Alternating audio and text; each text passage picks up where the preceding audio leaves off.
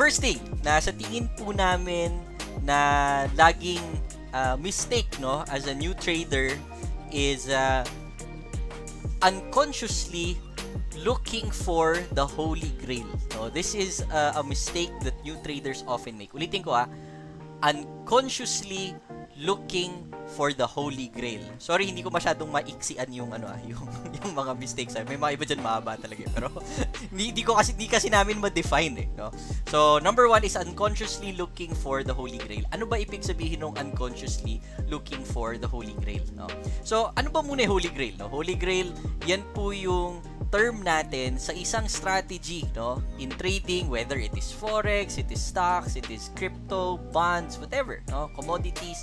Ito yung system na perfect, no, na siguradong kikita ka, no, 100% sure kikita.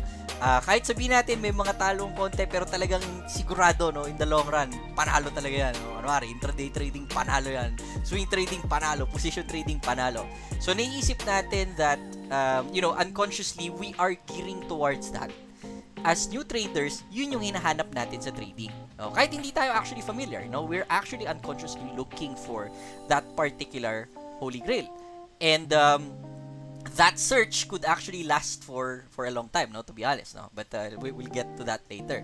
So whenever you're unconsciously looking for the holy grail, maraming nangyayari sa'yo, no, in between this, no, in between that.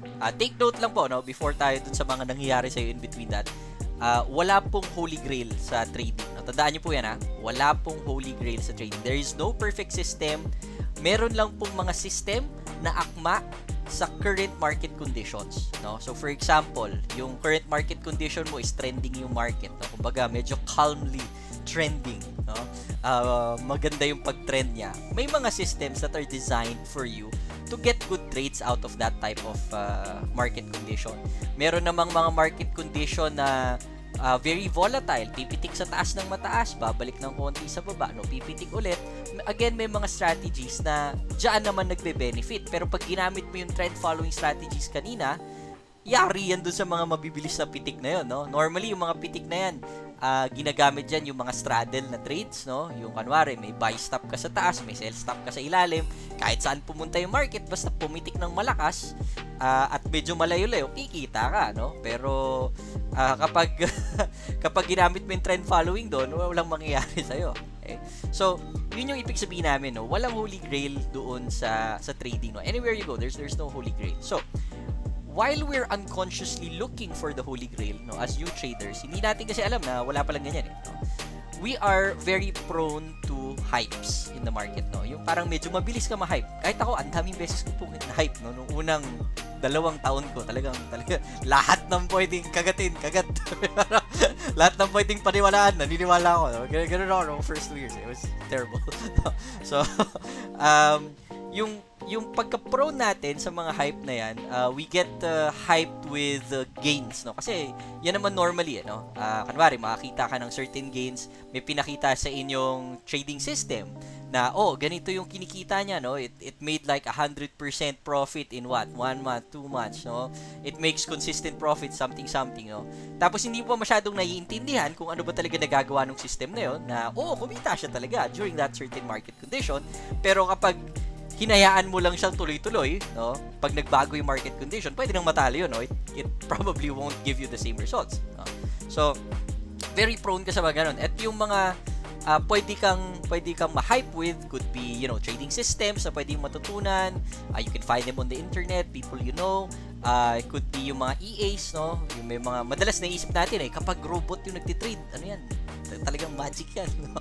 So, wala pong gano'n, no? Again, even though it's an EA or a robot, no, trading on your behalf, yung ginagawa lang naman ng EA na yun or yung bot na yun is kung ano yung pinoprogram sa kanya, no? So, if it's a trend following strategy, then sinusunod niya lang, no? Without any emotions. That's basically what it is, okay?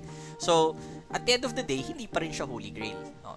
And while you're searching for that holy grail, no, you get hyped with EAs, you get hyped with systems, you test it out, bibili ka ng mga mahal na systems, bibili ka ng mga mura. Ayan, si Coach Alex M. Suki, ang dami niyan.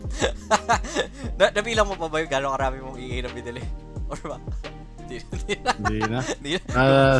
Sa ngayon, nasa ano ata yung listahan ko, nasa 200. Pero yung may naka-number ako, tinest ko ulit eh. May May mga tinest okay ako na. ulit, naghanap ako eh. So, ina-adjust ko sila ngayon. So, may iba na ako na itong profit. So, titira natin kung paano natin ilalunch yung susunod. At saka, true enough if you already know what the EA really is for, kung para saan siya ginagamit, anong market condition siya akma, okay siya, pwede natin gamitin, no? Pero hindi natin siya run buong taon ng 24 hours a day. Diba? Yari tayo doon.